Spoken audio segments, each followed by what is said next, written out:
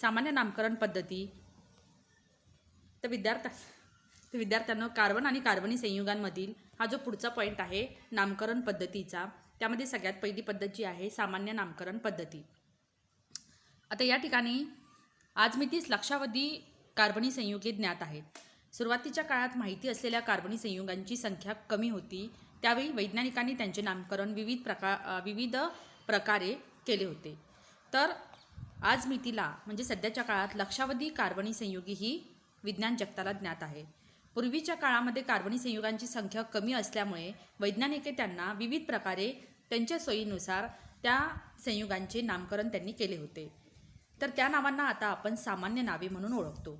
उदाहरणार्थ methane, ethane, propane, butane या पहिल्या 4 अल्केनांच्या नावांचे उगम हे वेगवेगळे आहेत. अल्केनांची नावे त्यांच्यातील कार्बन संख्येवरून दिली गेली आहेत. जसे आपल्याला माहिती आहे की एक कार्बन असलेला जो अल्केन आहे त्याला आपण मीथ असे म्हणतो. 2 असलेला त्याला ईथ असे म्हटले जाते. 3 असलेला प्रोप. अशा पद्धतीने त्याचा जो मूळ नाव आहे त्या अल्केनचा तर प्रामुख्याने त्या कार्बनच्या संख्येवरून त्यांना दिली गेली आहे.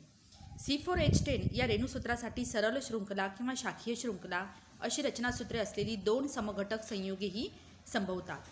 तर आपण समघटक संयुगांचा सुद्धा अभ्यास केला की ज्यामध्ये जे रेणुसूत्र सारखी संयुगाची परंतु या सारख्या एकच रेणुसूत्र असलेल्या संयुगासाठी आपण सरळ शृंखला म्हणजे कार्बन कार्बन अशी 4 कार्बन अणू एकमेकांना जोडून सरळ शृंखला असलेला ब्युटेन तयार करू शकतो. किंवा मग अशी 3 कार्बन अणू एकत्र जोडून दुसऱ्या कार्बन अणूला हा 4था कार्बन अणू आपण जोडला त्यापासून आपल्याला शाखीय कार्बन शृंखला ही तयार करता येते. तर त्यांना एन ब्युटेन जर सरळ शृंखला असेल तर एन ब्युटेन किंवा नॉर्मल ब्युटेन असे म्हटले जाते. आणि त्याचबरोबर शाखीय शृंखला असेल तर आय ब्युटेन, आयसोब्युटेन अशी 2 नावे देऊन त्यांच्यातील वेगळेपणा व सहसंबंध दर्शविला गेला. आता पुढची जी नामकरण पद्धती आहे ती म्हणजे IUPAC नामकरण पद्धती, ज्याला IUPACचा जो लॉंग फॉर्म आहे international union of pure and applied chemistry म्हणजेच IUPAC. तर या संस्थेने संयुगांच्या संरचनेवर आधारित नामकरण पद्धती मांडली व ती जगभर मान्यता पावली. या पद्धतीमध्ये सर्व प्रकारचे कार्बनी संयुगांना विशिष्ट नावे देण्याची तरतूद आहे. तर विद्यार्थ्यांना IUPAC पद्धतीद्वारे जर आपल्याला नावं द्यायची असेल संयुगांना तर ते एक विशिष्ट स्टेप वाईज म्हणजे काही नियमांचा आपल्याला या ठिकाणी नियम पाहणे आवश्यक आहे. स्टेप वाईज त्या नियमाद्वारे स्टेप बाय स्टेप आपल्याला जाणं आवश्यक आहे आणि नियमांची अंमलबजावणी केल्यानंतर फॉलो केल्यानंतरच आपल्याला IUPAC नावेही देता येतात.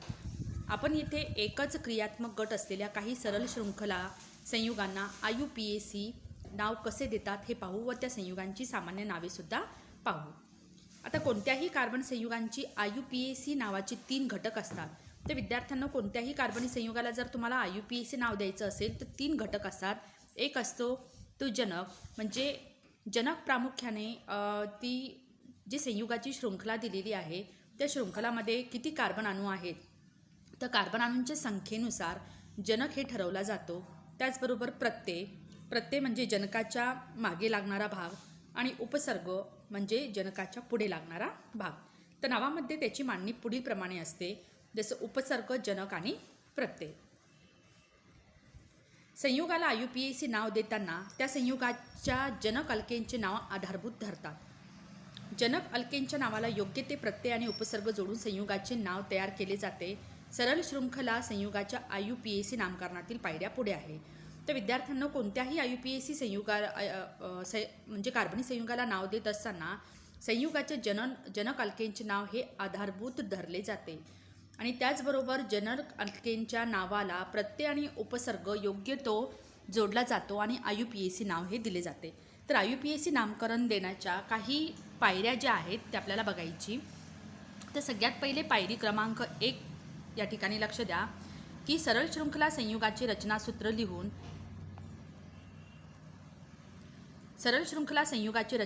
लिहून त्यातील कार्बन अणूंची संख्या मोजा. या संख्येइतके कार्बन अणू असलेला अल्केन हाच प्रस्तुत संयुगाचा जनक अल्केन होय.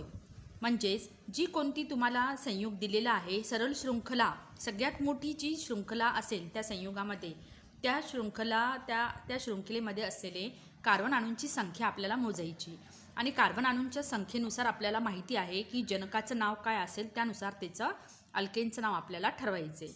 या जनक अल्केनचे नाव इंग्रजीत लिहा, परंतु प्रस्तुत कार्बन शृंखलेमध्ये दुहेरी बंध असेल तर जनक नावाचा शेवट हा ANEच्या ऐवजी ENE असे होईल. म्हणजे एकेरी बंध असलेली जर सरळ शृंखला असेल, एकेरी बंधसाठी आपण काय लिहिणार, अल्केन असं लिहिणार. जर कार्बन कार्बन शृंखलेमध्ये म्हणजे संयुगाच्या शृंखलेमध्ये दोन कार्बन अणूंमध्ये जर दुहेरी बंध दिसला तर ANE ऐवजी आपण काय लिहिणार आहे, ANE. आणि कार्बन कार्बन अणूंमध्ये जर तिहेरी बंध दिसला तर मात्र काय येणार, अल्काईन असं येणार आहे. जर प्रस्तुत संयुगाच्या कार्बन शृंखलेत तिहेरी बंध असेल तर जनकाचा शेवट ANE ऐवजी YNE करा. तर हे झाली पायरी क्रमांक 1. त्यासाठी काही तुम्हाला उदाहरणे दिलेली आहे. या उदाहरणांचा आपण अभ्यास करू. CH3 CH2 CH3 ते सरळ शृंखला 3 कार्बन अणूंची आहे. कार्बन कार्बन कार्बन अशी 3 कार्बन अणू आहे.